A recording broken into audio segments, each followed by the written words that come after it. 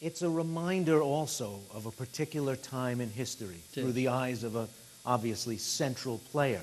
But you had Leonid Brezhnev to contend with, Yes. Menachem Begin, Anwar Sadat, Valéry Giscard d'Estaing, Jim Callahan, and then Margaret Thatcher.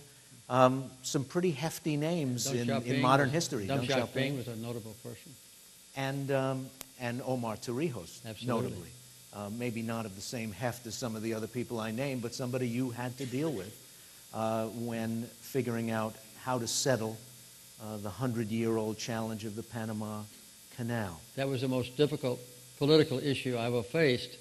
It was more difficult for me to get 67 votes to approve a very unpopular treaty than it was to be elected president in the first place.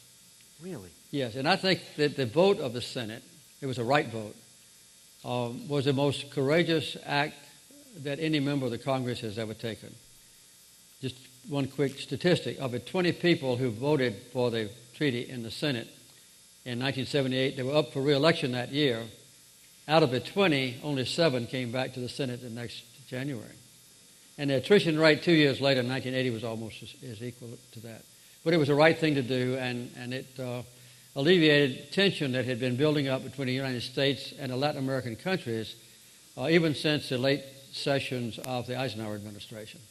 So it sounds like you feel that that decision has aged well, that now that we're into the 21st century... Well, people were saying that the Panamanians were incompetent, that they were drug addicts, that they couldn't handle the canal, they would go to heck before a couple of years went by. As a matter of fact, the income from the canal last year was 5 times as great as it was at the end of 2000 when we turned it over to them.